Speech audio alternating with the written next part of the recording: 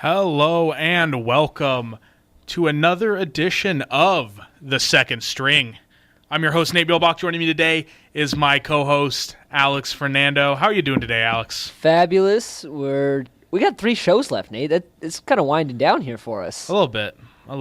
But, I'm excited. Had to be off last week, a little busy. It was crazy Monday, so Yes. you know how those go. But back on top of it this week.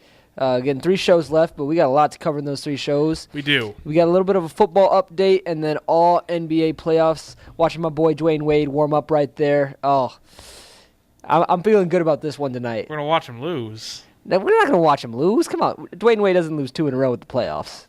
He does that plenty of times. He's not going to do that this year. Okay, I bet. Okay. Well, anyway, we have a lot of sports to discuss tonight, mostly the NBA playoffs. Oh, for sure. Those are rocking and rolling. First round underway. And there's a lot of interesting games to talk about. I think the Portland-New Orleans series is going to be very fun to watch. I think most of them are, in my opinion. We will discuss all 8 of them, or not all. Yes, all 8 of them. Good counting. Yes, it's a great counting. We'll discuss all 8 series that have been going on and the game ones that have happened over the weekend. But first, we thought we'd start you up with a little bit of a Husker football update. So, Alex, have you heard anything about Husker football? Yeah, I actually got to see practice a little over a week ago. Pretty interesting how Coach Frost runs it compared to Coach Riley. And a lot of reps spread out between all the QBs. Of course, this past week, we just got news that Patrick O'Brien, one of our quarterbacks, he's looking to transfer. So, we got one less quarterback to worry about, I suppose. Best of luck to him in his future. I've seen him around campus. He's been in a class or 2 of mine before. So, yeah, I wish him the best luck. He sent out a statement on Twitter. It was just kind of clear that he wasn't going to make it. I heard that this would be right after you got to view that practice. Basically, all of his team reps got stripped, and he was basically demoted to 4th-string quarterback. And he said, you know what, I'm going to go find someplace else, and I don't blame him. Which is fair. I mean, he was recruited for a different system under different coaches. He can't run Frost's system. He's not fast enough. He doesn't have the running ability, and that's what you need if Coach Frost is in town. That's exactly kind of what it comes down to.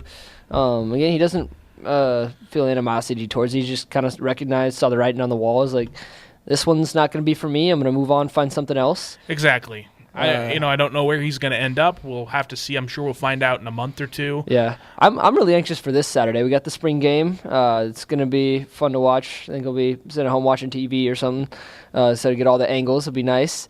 But it'll be really cool just seeing, again, how they split up these reps. If Coach Frost does the spring game differently from Riley and Bo and stuff from what I've seen in the recent years, I'm sure he will. Yeah, I'm sure he will too. And whatever kind of special twists he puts in, I doubt he'll give much away with his offense and with his schemes, but it'll be fun to just see who's out there, who's getting reps. I know in practice last week, Andrew Bunch, Jebbia, and again at the time Patrick O'Brien, and then Martinez. They were all getting very solid reps at quarterback, looking really good. It was fun to watch practice. The defense is looking really good. They were putting it on the offense for the most part. A little bit steeper learning curve for the offense, in my opinion. Yes, exactly, especially with the new quarterbacks I think coming in the new systems. The biggest thing is there's going to be a lot of new faces on both sides of the ball this year. Yeah, from the inside info that I've been able to gather, we're talking from social media, from sources, that work closely with the program, we are going to be seeing a lot of new faces, a lot of people shifting around. Yeah, a lot of people have been switching some positions a little bit. Most notably, like we were just talking before the show, Ben Miles. I mean, Coach Frost doesn't necessarily use a fullback in his system, so he got relegated to special teams. The team needs to cut 3 scholarship players. We have 75. We need to reach a 72 limit. He's probably one of the key candidates to probably find another place. Yeah, which is unfortunate. Going to be tough for sure. You hate it when it comes down to that kind of stuff with a football program, but sadly that's the name of the game with the NCAA and there's regulations and things like that. But we do have a lot of new faces, and one of the things I think you'll see a lot of in the spring game, or maybe not a lot of, but looking to be in the first team reps, is all of the JUCO guys that Coach Riley brought in. Coach Frost, I mean. Yeah, Yes. Coach Riley. Coach Riley's Frost. gone. Yes. We're done with but him. all the JUCO guys that Coach Frost brought in, the big one has been Will Honus at middle linebacker. Apparently, from all the people I've heard from, he might be the best player on our defense. They said people have really liked him. The coaching staff has really liked him. That sounds good to me. We need some good linebacker play. It's been a while. Yes, Deontay Williams is going to be that name will be big. He can play both safety and corner, and useful. Yes, especially since we're pretty thin on our cornerbacks. Definitely still thin in the secondary. Wasn't a big recruiting class for our secondary, sadly. Well, we have the safeties. It's the corners we don't have. Yeah, more so, definitely more so with the corners. You look at Mike Williams, who looks like he's probably going to be, and Jerron Woodyard, who are probably going to be. They don't look like they're going to start this year, but they look like they're going to get a lot of rotation time with the receiver rotation. Yeah, Greg Bell, I've heard the rumblings he might be the starting running back. The rumblings, from current. I've heard the rumblings. No, he was getting a lot of reps in practice. People really like him. Again, what I'd like about Frost running practice, from what I saw, is just very quickly, very efficient. He gets teams in and out of there very quickly to get a lot of reps in. Yeah. I think the number I heard was like they wanted around 120-ish some reps every practice. So everything's moving really quickly in that building. I could see that. It seems like a very Scott Frost style to run practices. But other than that, I think we might see some freshmen play. I've heard rumblings that Caleb Tanner, who's 4-star and probably outside of Adrian Martinez, probably our highest rated recruit this last cycle. I've heard he might be in the mix to be a potential starter. Breon Dixon, we'll see what happens in the Ole Miss game, but I think a lot of people have been liking him so far in practice. But then other than that, I think we just got to wait and see. Yeah. There's, again, I don't think a lot of information is going to be given out at the spring game, but it'll be fun for fans to come and just see what the program's kind of looking at now and see those new faces, get some of those numbers in their names in their head, get ready for this fall. There's still a ton of work to do with this team. Yes. Definitely a long ways to go, but I don't know, just again, a little excitement coming back with football now. No, it's going to be exciting. We have to realize that this is still a process. Oh, yes. My hype machine has been kicked into overdrive, with people talking about the depth charts and who's going to be starting, and that's always my favorite time of year when in regards to football. Like, oh man, who's going to be the starters? Who's going to be the backups? Who's pushing the too deep? Going back to high school, that was always my favorite. Oh, for sure, yeah. You look up the roster and be like, all right, this is where I think these guys are going to be playing and stuff. So this is who I want to be playing. Yep. This is who's surprising everybody. This is who's disappointing everybody. It's just it's a fun speculation. It's a very fun speculative time, and again, just gets you hyped. You're like, fall needs to get here because I want to see these guys play. Yeah, maybe it'll actually be warm in the fall instead of the snowstorm we got this past weekend. The snow's all gone. Yeah, but it's still cold. It is still cold. It's April. Nebraska gets like 2 good months a year, and this is one of them. Why is it cold? Gosh. Well, any other big updates with Husker football you can think of? I saw an update on Trey Bryant running. What? He was was able running. to run? Yeah. That's physically possible for him? Thankfully, I suppose. That's good to hear. I'm still doubtful he'll play. No, he's not. He's not going to play. Oh yeah, he's done. He's done for his career. I mean, everybody has said it, but I'm just going to go out on the record and say he's never going to play again. From what I can tell, they're very tight-lipped on his injury, but from what it sounds like, from what it most likely is, it's probably his meniscus. They needed like a complete transplant because his cartilage was probably completely gone, is what a lot of people have been thinking. Not ideal if you're going to play running back, let alone any position. But for his health, he probably shouldn't be playing football ever again. Yeah, I would say so. But it's a hard thing to get over, and I'm glad he's back on his feet and running. Mm-hmm, definitely. So that's the last big thing I saw. I think we just got one last week of practice, and then we'll be on to the big show on Saturday. Hopefully the weather's okay. Hopefully. I think the forecast already said rain, so we'll see what happens. But no, I'm excited. It should be a good day Saturday. It should be. It should get to see some highlights, new information, and see what the team's looking like. Exactly. All right. We were done talking about football. Now we play in basketball. I was gonna sing something, but I'm not. I'm not. You don't want to sing on air, Nate? No, I mean I'm not embarrassed to, but I guess maybe I was. I am because I didn't want to sing. But it's the NBA playoffs. It is the NBA playoffs, and better March Madness in a lot of ways. Better March Madness. I mean, I thought we had a great March Madness. So if this is a better March Madness, then this is going to be fun. It was a really March Madness is really fun, but there are some, in my opinion, there are some places in the NBA playoffs where I'm just like, I like this better.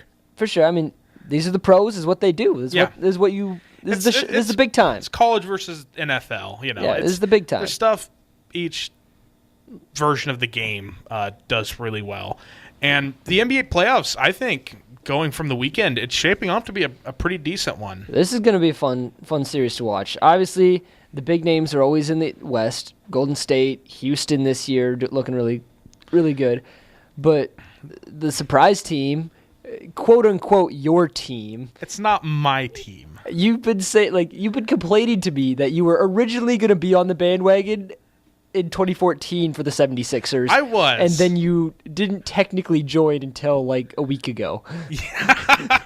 That makes me that's like the worst possible light to paint my story in. I can't believe you did this to me in live radio.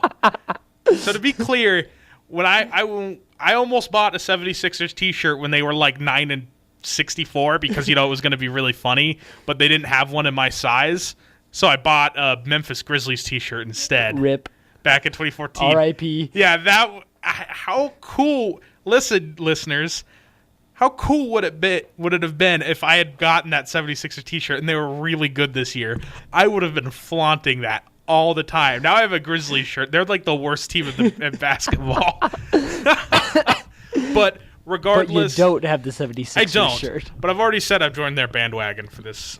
That's fair. Run. I mean, if they weren't playing the Miami Heat right now, I would join their bandwagon. I'll probably join after they beat. And if Miami they lose, Heat. I can just put my Warriors hat back on. Oh my God! Don't start with this.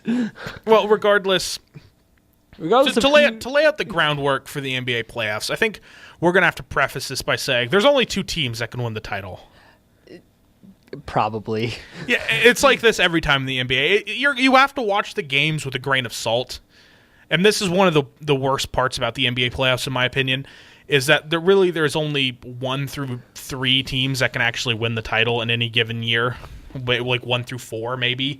And this year it's only 2. It's Golden State or Houston, and I think Golden State's going to roll. Really? Yeah. Is that just because you have a hat? No, it's not because I have a hat. It's because they have like 2 of the top 5 players in the league, okay, and they have 2 other top 20 players. I mean, Houston's been incredibly efficient this year.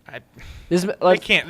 Does this mean we're starting our conversation in the West? Let's look at all the. Let's look at the West. Let's look at all the West game ones, and see. Just let's kind of roll through what we thought of the first ones up.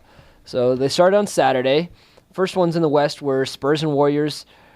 Warriors took care of that one pretty easily, even again without Steph right now, without some other people playing. Yeah, this series is going to go 4-0, which is a shame because this is the worst the Warriors are going to be all playoffs. Yeah, you're not wrong. I mean, Steph's going to come back. Other people have been coming back from the injuries, and they'll be full force once they get to that second, third rounds. Once Steph comes back, this is the same injury Steph had that he had last year. Last year, early playoffs, I think. Yeah, last year, early playoffs. And it's also, I mean, this isn't the full San Antonio Spurs either. Okay, I mean, yes, Kawhi Leonard hasn't played all year, but if he has, is this a different series? I mean, Aldridge is playing much better this season. If it could be, in the sense that I think the San Antonio could probably win a game, but he's not that good enough that I think he's going to make that much of a difference. And I know I'm saying this as the MVP third place candidate last year, and that's a really stupid hot take. How many times, like, in his life? Yeah, I know, but the Spurs, they're just very. I don't want to call them poorly constructed, but it almost feels like that. They have a lot of money tied up in like hangers on, like Pau Gasol, who is ancient in NBA terms. You know, that's fair. Manu Ginobili, Tony Parker, they're just not players you can rely on for decent minutes. No, and again, like you alluded to, the Warriors just have too many weapons. Too many weapons with Durant, Thompson. I mean, Curry's not even playing, and they won by 21 points. Yeah, this is more of a San Antonio is not very good than the Warriors are utterly amazing. Yeah. But once Curry comes back, we're going to see that, you know, the Warriors are utterly amazing. Yeah, I mean, yes, there's always some hiccups and some crazy things that can happen in the West, but this is why I think everybody's just waiting for that Warriors-Rockets Western Conference final. Yeah. And basically being like, oh, this is basically the NBA Finals, but they just have to go win the actual thing afterwards. But this is basically who's going to win it. Yes.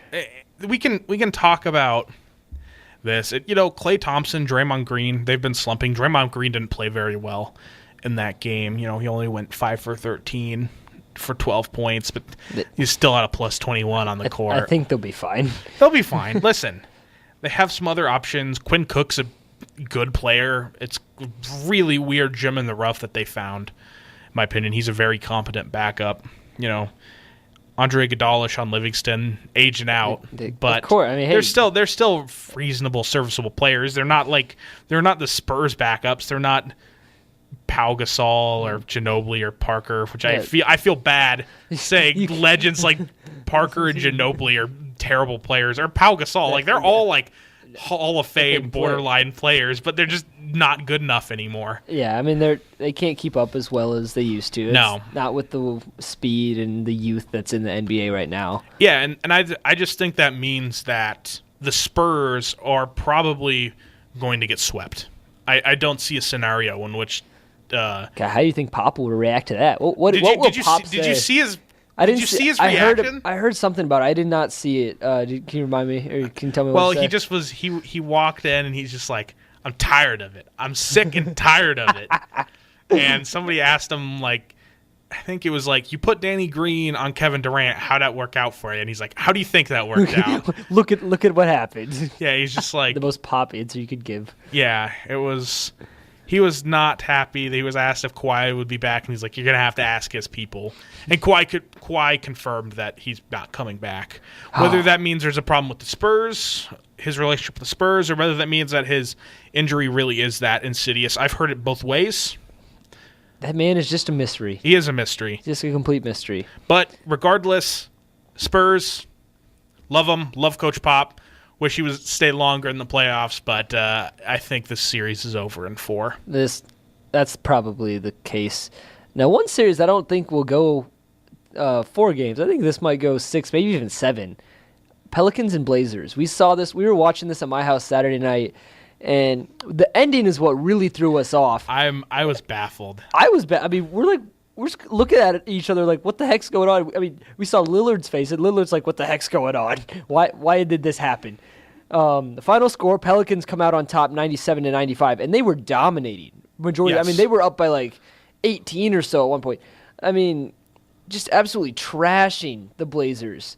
I mean, they had a solid lead. I mean, maybe it wasn't quite 18, but it was at least 13 or so. Yeah. And Anthony Davis, 35 points, 14 rebounds, just absolute monster. He's going to finish in the top 3 in the MVP for a good reason. He's just one of the best players in the NBA. He is one, like, at times I think he might be the best player. Just, I mean, in terms of pure athletic skills, exactly. I think he probably is the straight-up best player in the league. I mean, he's a convincing argument for if you could just pick one player right now to start your team and build around. Oh, yeah. I think he might be number 1. It's Definitely. him or Giannis. Yeah, or Giannis. I call him Giannis. I don't know why. but no, I mean, but going back to New Orleans, I mean, Anthony Davis, he's just amazing. And Drew Holiday played really good too. Drew Holiday did. He's stepped up recently. Is not. Again, he kind of had that little dip in his career, but I think he's kind of coming back up on a higher plateau now. We saw playoff Rajon Rondo, who had 17 assists. Oh, my gosh. That dude just I don't understand. He's gone. You don't know where he's at for the most of the season, and then the most opportune times he pulls out the most incredible games and statistics. Yeah, That's just what he does. That's a Rondo thing. I think thing. more than New Orleans, it was Portland who really baffled me. CJ McCollum seriously. played really good over the final stretch. Dame and CJ, they just took too long to get going. They shot pretty bad. Dame went 6 for 23. CJ went 7 for 18. But the coaching, the coaching was so weird. Yeah, see that the points weren't falling quite as well for Lillard and McCollum like they normally do. They weren't in the upper mid-20s like they normally are. But you're right. The coaching, especially at the end of the game, is what baffled both of us. The first play was semi-understandable. Going back and looking at it on replay, they kind of denied a few of the options. So Myers Leonard kind of cut to the basket, which is still ridiculous considering Myers Leonard got 2 minutes of playing time, but they were the final 2. Which is just... he's just not... And the thing, again... So they had him drive into the basket or cut down to the hoop and try to pass it inside to him. Got it tipped out of bounds eventually and ended up going the Pelicans' way. But Lillard did not touch the ball once when they were down by 3. And I don't think he touched the ball the last couple possessions. Well, no, because Drew Holiday stuffed Myers Leonard and knocked it out of bounds. And so it was a Blazers ball again. They had a second chance with 4 seconds left, I think. Mm-hmm. They're down 3. Down 3. Run a play. Pat McConnaughton, they streak out to Dame and CJ streak out to the wings, to get the 3 ball because obviously they're down 3 with 4. Yeah, and you need one of those 2 guys has to shoot the ball. Yeah, and then Pat McConnaughton cuts to the hoop, as sort of a third option. I think it's maybe the play. He's a third option / gets a defender out. Yeah, / just distraction, move people around. Yeah, and they just toss it into him. He goes up. Drew Holiday just stuffs him. Off the backboard, yeah. I mean, that effectively ends the game. Pelicans go down, shoot a couple free throws, and so they're up by 4. By 5. They're up by 5. CJ comes down and just nails a 3 with 0 seconds left. Finishes the game just with a perfect 3, and he and Lillard just walk off the court. You can just see it on their faces. They're like, we came all the way back, and this is how we ended this game? Because, how did the coach come up with this plan? This is not what we planned. I don't agree with it. I think Terry Stotts is a decent coach, but I just couldn't get over it. Just how bad those last few possessions. Plays. Yeah, the last couple possessions, most crucial times of the game, you fought all the way back from 13 or so down for most of the game. You have New Orleans on the ropes again, and you know that your backcourt is significantly better than theirs. Yes. You know that you have 2 of the best backcourt players, arguably in the league, when they work together. I mean, they're probably the second best backcourt tandem. Yeah. I mean, Curry and Thompson probably number 1. But, I mean, I can't think of a better duo with those 2. I mean, are they better than Beal and Wall? I'd say those 2 are about the same. Yeah. I'd put those 2 about the same level. Yeah. Depends on the day. Yeah. And you can't get the ball to either of them? I don't get it. You can't find a way to get the ball to either of those 2 even if you can't find a way to get the ball to either of them, to go for a layup with 4 seconds left. Down by 3. Pass it to your third option. Pass it to Al-Farouq Aminu or Evan Turner. Have him jack up a 3. I don't care. You just can't be going for a 2. No, you have to take the 3. That's kind of what surprises so much. We'll see what Portland kind of decides to do coming into the next game. I think they play tomorrow. Is that right? They do play tomorrow. Okay, yeah. So, I don't know. They need to find an answer down low, though, because Anthony Davis just took them apart. I don't think there is an answer to Anthony Davis. There is not. You're very correct. But I think the rest of the Portland's team is better than the rest of New Orleans' team.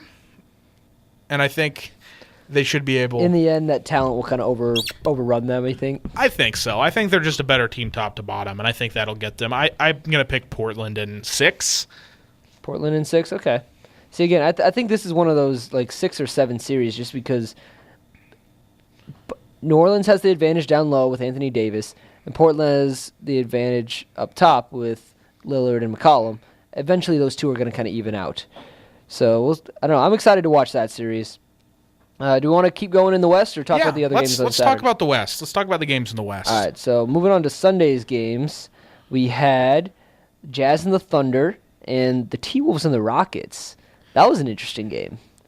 The T-Wolves and the Rockets, it was a better game than I thought. And this is why I'm not picking Houston. I'm not going like, oh, one game, this is the reason I'm not picking them. But I thought their flaws showed through just a little bit in this game, or they showed why I think the Golden State Warriors are a much better and more complete team. It's just they.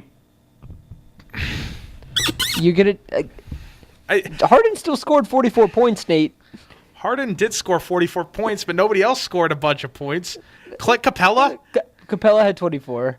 Ariza and Tucker had very poor nights. 1 of 6 for Ariza, 1 of 5 for Tucker. Both finishing with 3 points, so not much for either of them. But Paul, 14, only 4 assists for him. So again, you're right. This was not the most efficient night for the Rockets. They shot 27% from 3. And that's the argument for them, is saying they didn't shoot very well, because the graphic was showing up on screen. It's like Rockets, they're 7 for 28 for 3-pointers, and you're like, they're not going to shoot that bad. There's no way they shoot this poorly all tournament or all playoffs. But for the Timberwolves, they showed up. Cat he had 8 points, man. He had 8 points, but he was at least like, I don't know. They were able to shut him down for a fair amount of the game with the Rockets. I guess with 8 points, they shut him down for most of the game. He'll get his points, though. It was weird just because the offense seemed to flow between Derrick Rose and Jamal Crawford coming off the bench. And I hate Jamal Crawford. He's not good. What? No. Dude is old and deceived. Don't do this to my boy Jamal. Don't do this. He was good 4 years ago. Don't do this to my boy. Dude can light up a scoreboard in seconds. Dude also can't defend a post. He's a twig. I mean, like, he's gonna get beaten up down there anyway. No, he can't defend a wooden post. If you put a wooden post in a bucket and like a scarecrow, he couldn't defend a scarecrow. Oh my gosh, he's out there for his offense. Okay, that's all I'm gonna say. He's a shooter. He's a shooter. I wonder if he was defending James Harden on any of his 46 points. No, they had Wiggins on Harden for most of the game. Wiggins Wiggins had a good game, which is interesting. He did. I thought Thibodeau has not used Wiggins hardly at all this season. I don't like Wiggins very much either. We've had this discussion before. I think Wiggins is a great player, but for his team, but more so when he's utilized well. I don't think this coaching staff has been utilizing him very well. For most of the season, all I see they do is put him in the corner and say, shoot out there if you get the ball. And they don't let him drive. They don't let him move into the baseline, move into the court where he does a lot more of his damage. I suppose. He just doesn't defend very well. He's not a great offensive player. Nobody on the Timberwolves defends very well. Jimmy does. Okay, Jimmy's an all-star. Jimmy's an all-star. Jimmy also looks like the Bionic Man out there with his wrist guards and his like knee braces, and it's just like he's halfway. Half machine. He's half machine right now this season. Still, the Timberwolves, they played well, but I think that's more to do with how not great the Rockets played, which is surprising considering Harden just went supernova and scored 44. But I think we'll see a little bit more separation coming when they play a little bit more of a balanced game plan, spreading it around a little bit more. Yeah, and if the Rockets just kind of don't have an off night and hit a few more of their threes, this is a different game. My buddy Matt's a huge Timberwolves fan, so we're always talking NBA, and he's saying that they're going to take at least one game. I think it's mostly hope, but also, I don't know. After this performance, the Timberwolves at least can compete. They can. They're not a nobodies. Yeah, they're not. I mean, that's why you have players like Jimmy Butler and Towns. I mean, they're guys that can. And like I said, we talked about how Houston didn't play very well. Karl Anthony Towns is not going to play as bad as he did. No, he's not going to score 8 points every time. He's going to start scoring 18, 22 points. Like, he's gonna get his numbers for sure. But even still, I think the Rockets, as much as I think they're going to get dominated by the Warriors, they have more than enough talent to 4-0 sweep this series. This one could be a little bit tighter than people think. I don't know. I always struggle saying the Rockets are going to sweep somebody because the last few years in the playoffs, they'll get that 3-0 lead or that 3-1 lead and then just flop. And I don't know. I wouldn't be surprised if they dropped one in this series. I guess I wouldn't be either. Wait for it to tighten up a little bit. I'm gonna say they sweep though. Okay, I'll throw my friend Matt a bone. I'll say the Wolves take one. Okay, all right. Let's move on to the last game in the West. This was Oklahoma City and Utah. Oklahoma City, after being down by 14 at one point, came back 116-108. I mean, guess who showed up? Paul George. It's playoff P. Playoff PG. Oh my gosh. There's no G. There isn't. Paul George tweeted out, everybody, he had that slump to end the season. Yep. And so everybody was questioning him. He tweeted out like a couple days before the playoffs starts. He's like, everybody's doubting me. Well, you haven't seen playoff P. Oh my gosh. I missed that. We saw playoff P today. 36 points, 13 of 20, 8 for 11 from 3-point land. Oh my goodness. Dude was a monster out there. And he's a lockdown defender. That gets lost in the shuffle a lot, but he is one of the best wing defenders in the entire game. Oh, I would agree. Nobody can handle his defense out there. Like anybody covered by him, their shot percentage drops significantly. I mean, I don't know. I'd be scared if Paul George was covering me. I'm scared if anybody covers me because I'm 5'7". Like we were playing basketball. You were scared when I was covering. We were playing basketball. I didn't even cover you. Yeah, we were playing basketball yesterday. I mean, you let me out on the wing because you just know I'm going to miss every shot. Anyways, I do. I prefer to sit in the paint and let whoever I'm going against take as many threes as they want. That's my strategy. We should just bring our game to the NBA. Yeah, that's playoff A, playoff N. We'll be good. Yes. It's a perfect combination. Who doesn't like not guarding anybody out the 3-point line and be like, you just shoot, you're not gonna make it all. Jumping back to the game. Yes. I'm excited for this series. This is gonna be a good series if Donovan Mitchell comes back. If Mitchell is able to come back. They said he has a contusion on his foot. Says they don't know, status up in the air for game 2. If he's out, I don't think this is quite as fun of a series. No, I mean he's definitely like the spark that kind of ignites the Jazz. Rubio, Gobert have had fantastic seasons, but Mitchell is he is the guy for this team that really pushes them and really again brings that fire and spark to them to make them at least a second round contender. Yeah, I mean he's just the best player on their team. He can score at will. We said playoff P is real, and he was on Mitchell a lot. But Mitchell still got his. I mean, it wasn't a super efficient day, 11 for 22. But still finished with 27 points. He had 10 rebounds, 3 assists, a couple steals. So, still contributing in his numbers. Gobert didn't have Gobert was 6 for 8. He only had 14 points with it, though. Not as many rebounds as I thought he would have. I thought he'd be able to size up against the Thunder more down low. So, I was surprised he only finished with 7 rebounds.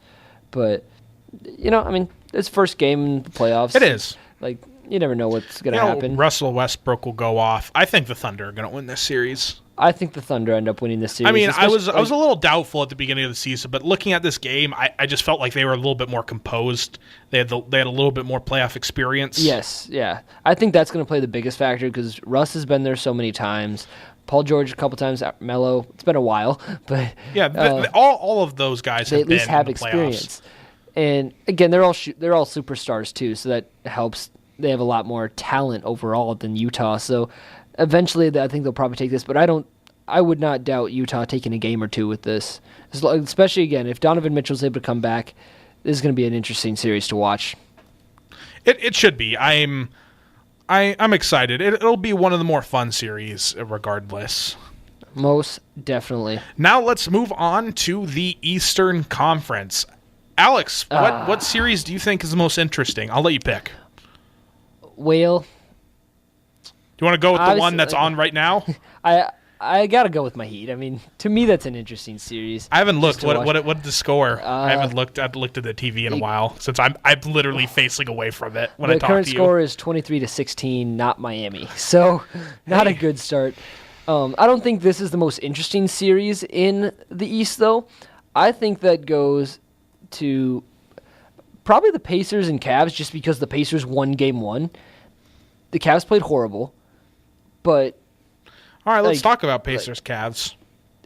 I don't know. Oladipo's really good, and I didn't think he was very good. That's news to you now. Come on now, Oladipo is the man.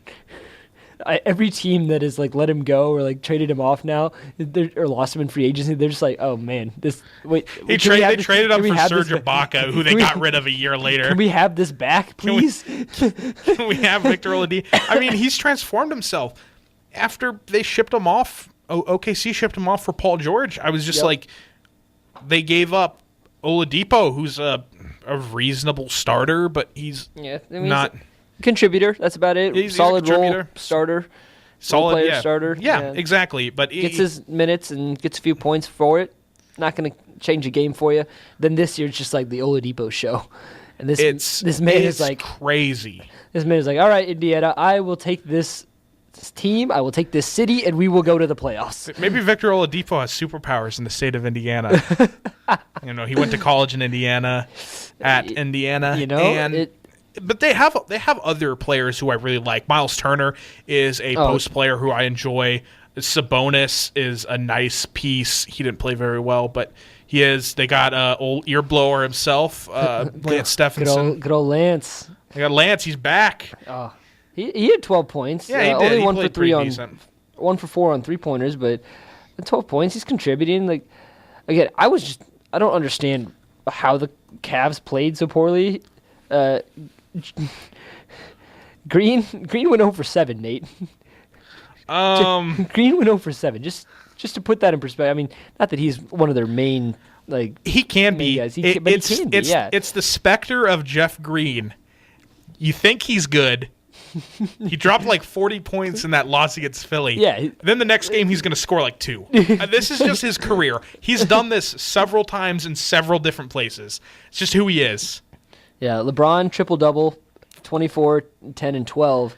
K-Love played 9 points. He's 3 for 8 total, 3 for 6 on 3 lands.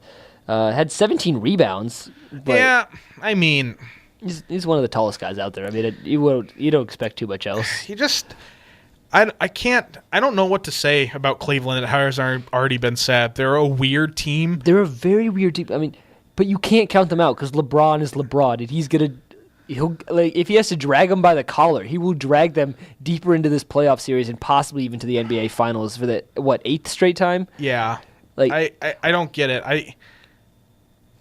After this, I want to hot take the heck out of this and be like, Cavs, they're done. They're losing this series, but I can't do that. No, you can never say that with LeBron in a series. No.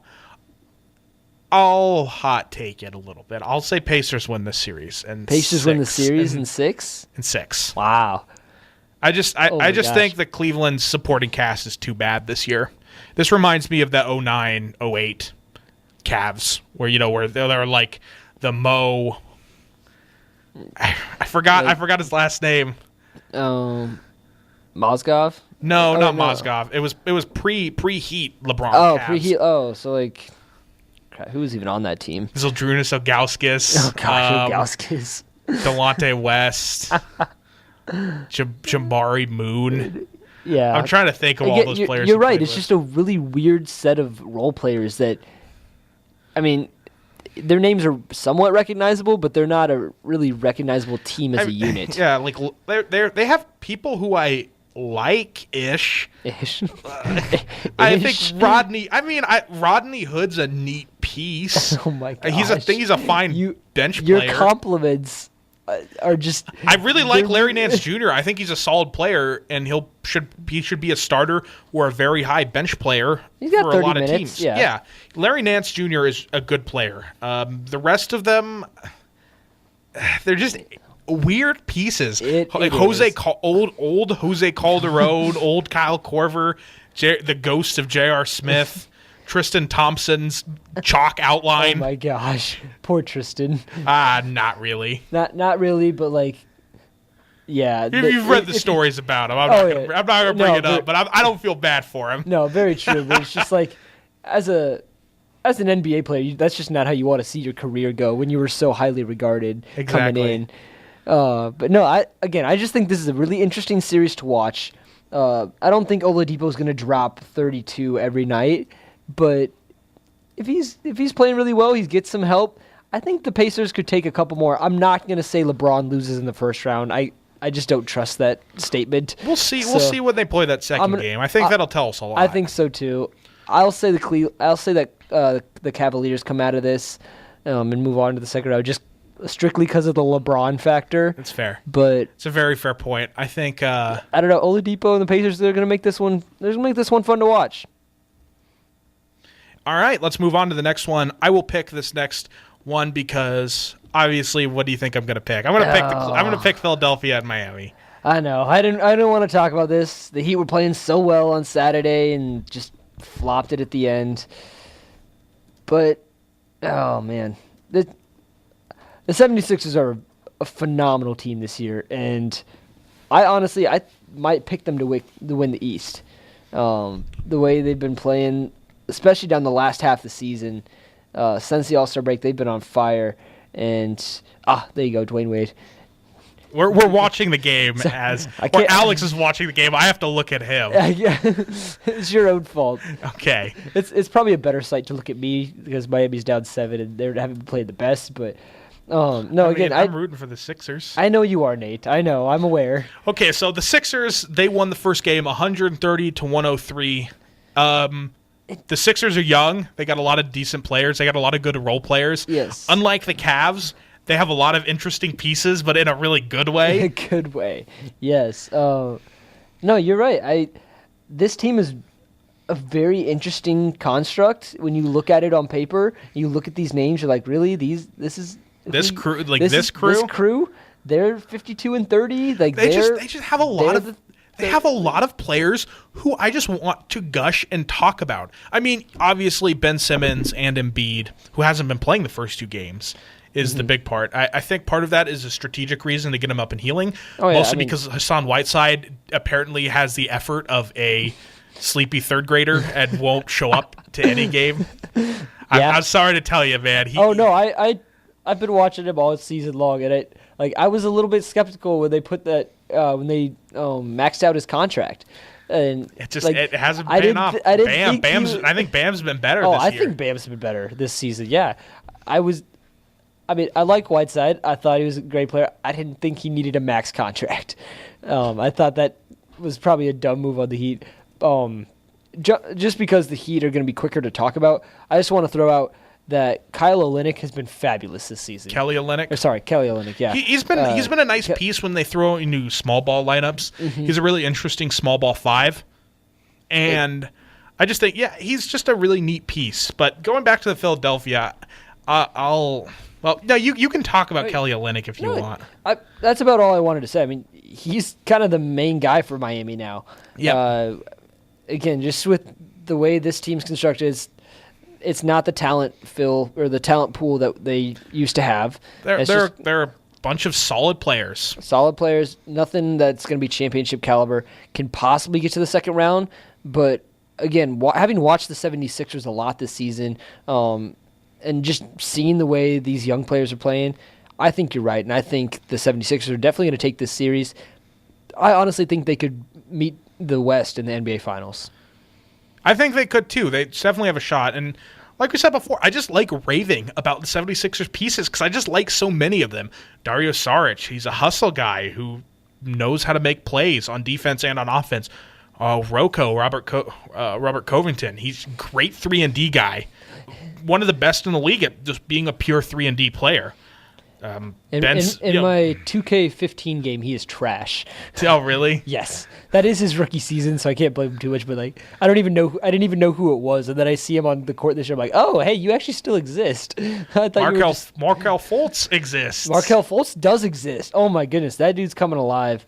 He didn't play very well. Didn't play very well in the first game, but I think just having him on the court, getting him in some minutes, and getting him in the rhythm of the game is going to be exponentially better for this 76er squad, not only for next season, but just later in this playoffs.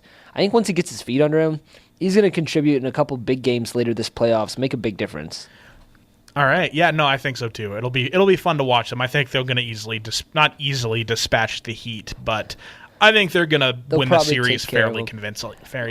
Miami hopefully will take one.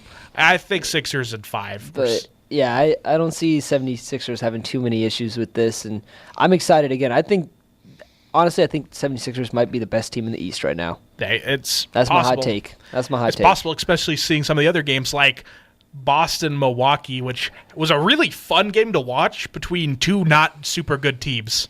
Well, again, the majority of Boston's roster is in the hospital still, so it's not like they have a lot of pieces to use, but still playing very well. This is an interesting series strictly because the Bucks have probably the best chance of knocking Boston out. I think early on, I guess. I don't know. That statement doesn't really make sense. I think the Bucks have a good chance in this series. They do. They have a really good chance. I mean, they took this first one to overtime, and again, Boston doesn't have all their star players. They have a lot of great players and playing very well with all of them. And I think that attributes to Brad Smith and his coaching. But I don't know if that's going to be able to outlast the Greek Freak and his crew.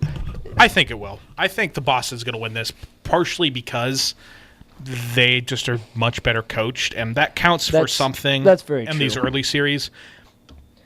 But you're right. I think Boston will probably come out on this. I like watching the Greek Freak. I do like watching Giannis the Greek Freak. is fun to watch. I mean, if you say he's going to go to the second round and I get more Giannis basketball, I will be okay with that. But I think early in the season, especially when even after Gordon Hayward went down and Kyrie was kind of running the show, Boston had that 12-game win streak or something early in the year. Everybody's like, "Wow, Boston's best team in the East." The Cavs were a mess at the time, and nobody else could really step up and compare to Boston. And I think now, just because, again, there's so many injuries with that team. They have too many injuries. I don't think they're better than the Raptors. I don't even think they're better than Cleveland, as big of a mess as Cleveland is. Yeah, and if they're not as good as Cleveland, it'd be hard to call them as good as the Pacers, too. Exactly, and it's frustrating to say. And I think the 76ers could beat them. The 76ers are better than they are. Yeah, and it's just... It's sad to see because you originally thought oh wow, Boston might be getting back into the championship competition. Even after Hayward got injured, I said, "Oh, Boston, they're easily going to make the finals. They're easily the best team in the East." They're still one of the top teams up there. But you can't lose 2 top 25 players and compete and win and go to the finals. It's just not going to happen. No, I think both teams will take some games in this series. I wouldn't be surprised if this went to 6, maybe even 7, just because of the talent level on each side. But I think you're right. The coaching's going to push Boston through with this one. Yes, exactly. Let's talk about the last series for a little bit. I don't care. I actually didn't watch very much of this game because I was kind of bored. I did not either. It turned out, fairly close game. Raptors won by 8, 114-106 on Saturday. I believe they play again tomorrow as well. It was decent. The Wizards, they're boring, man. They're thin. They're thin in depth. They are very thin in depth. They only rotated 9, or let's see, 10. They had 10. 10, but 2 of those players played 3 minutes or less. Yes. So it's basically a 7-man. So basically a 7-man, and it's heavily dominated by the starters. Not a lot of break time or rest time from them. There was a person who on social media posted the minutes. Not minutes, but they posted a rotation guide where it just said who played and on what times, and it just was a visual graph of it. And Bradley Beal played basically the entire second half of the game, and that kind of struck me as kind of the quintessential image of what the series looks like. The Raptors, they're deeper, they're better top to bottom, they're better coached, they play better defense. They're not going to last very long, though, because, again, I've said this multiple times before, either on radio or off radio. Who is Kyle Lowry in the playoffs? Where is he? Where does he go? I don't know. What does he do for the entire month of April, May, and June? What does he do? Him and DeMar, neither of them played very good. DeRozan's not nearly as bad as Kyle Lowry is in the playoffs. On social media, it's always playoff Lowry is what gets said. Oh my gosh. Only 11 points, 4 of 9, 1 of 4 from 3-point land, 9 assists, which wasn't bad, 5 turnovers. The Wizards have enough talent that they can stick with them. That they can stick with them. Probably won't win the series, especially if John Wall shoots 6 for 20 again. I don't think that's going to happen. He still finished with 23 points, but again, like the Wizards can keep pace. I think you're right. Just the depth of the Raptors will kind of finish them off later, but I don't think the Raptors go very far either, just because of the typical Lowry playoff version of himself. Yeah, if the Raptors have to play the Cavs, if the Cavs end up beating the Pacers, the Cavs are going to steamroll the Raptors. LeBron James owns Toronto. He owns Toronto so bad. But it'll be... He has no issues with that team up north. No, not even close. So, but I think Toronto has more than enough talent. They're just a better cohesive team to take this series, at least. Any last big quotes or hot takes you want to say on any of these playoff series as we're just getting started in the first round? No, I'd put a lot of money. It won't win you much, but I'd bet on the Golden State Warriors. I think they're going to steamroll everyone. And they're going to take it all again? Yep, easily. Like, easy. I can't really disagree with you. It'd be interesting to see the Rockets change it up and like just also maybe even have a new set of teams in the finals other than the Cavs Warriors. But it could very well just be the Cavs Warriors, and the Cavs, other than LeBron, don't have the talent to compete with the Warriors on any level. I don't think any team does, even the Rockets. The Rockets are the closest thing, but I think just the overall talent level and the cohesiveness of the Warriors, they're going to make the biggest difference. Also, Dwayne Wade is absolutely taking over this game right now and is doing literally taking Miami to at least be close. So just want to throw that out there. Hopefully they can fight and win one of these games. I think you're right, though. 76ers are taking that series. I'm putting them right now. I think 76ers are making the finals. I'll say it.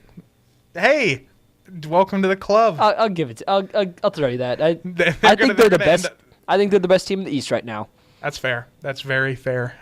Join the club and regret your take in 2 hours after the Heat win this game.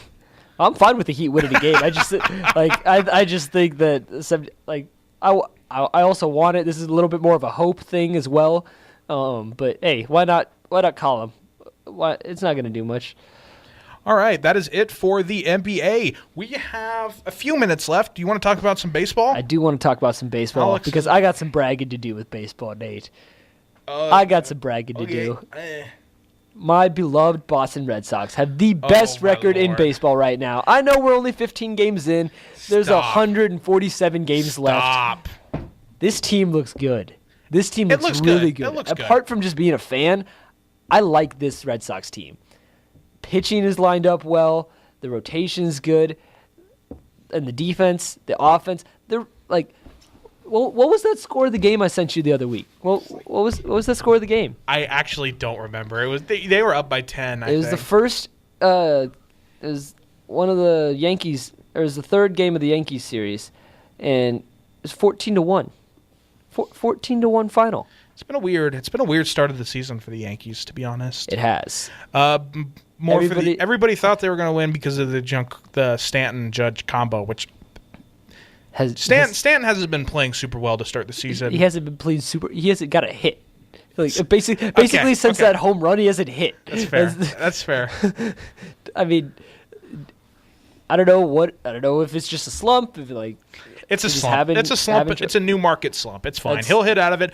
The more pressing thing for the Yankees is the fact that their pitching rotation is terrible.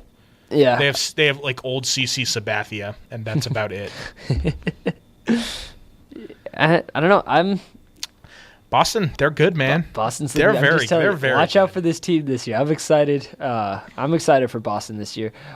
You've been talking up the Angels guy, Shohei Ohtani. Everybody's been talking him up, man. Very true. Everybody's talking up Ohtani because he's been very fun to watch. But I mean, you said Boston 13-2, Angels 13-3. They're right there with them. Yep. That'd be crazy. I mean, actually, I think they play coming up here. Actually, that'd be an interesting game to watch. I don't watch too many Major League games on. Let's see. They play tomorrow. Boston at Angels. So that'd be an interesting game. That'd be fun. I'm gonna tune in for that one a little bit. But I would. I mean, the Angels, they're good. When you have the best all-around player in baseball, and Mike Trout, and the best, arguably best rookie right now. Yeah, and Shohei Ohtani. It's hard to. It's hard to not be good. That's a good lineup. It is a good lineup. And I don't know much. We're 15 games into this season It's for fine. baseball, so we're in April still, mid-April, so there's still a lot of baseball to happen. But I think it's been a fun start to the season, and I'm excited. I haven't I never really get super excited into baseball just because, again, you get through the summer months and you're just like dragging, and there's game after game after game. You're like, these are the same things. But the first week or two is fun, and then you just have to just kind of let it sit and settle. Yeah, you kind of have to just kind of, as long as your team isn't nose diving or tail spinning. If your team's good, you just kind of let it sit. Even if your team's bad, you kind of just have to let it sit. It's a sport of you just got to be patient when watching, when viewing, when enjoying it. And speaking of baseball, the Huskers. Yeah, that's one we just got to let sit as well. It's been a rough season. Yeah, I don't know what we have pitching injuries. We can't pitch well. We can't hit well. I've heard the rumblings. The injuries have been tough, but even with the injuries, we should not be in the record we have right now. No, definitely not. From what I've been hearing in the rumblings, it's looking like it might be Erstad cleans his assistants out, or he might be fired. Really? If we don't dramatically turn it around, which I don't think we will. We're not a good enough team. No, it does not look like we will. It's just so shocking after winning the Big Ten in the regular season last year and flopping in the tournament as usual. But after having such a strong season last year, bringing a lot of talent back and falling so short this year, that's just like, I'm just so puzzled by Nebraska baseball this year. It's weird saying it's like we don't have good enough players, and we probably have the best player in the Big Ten.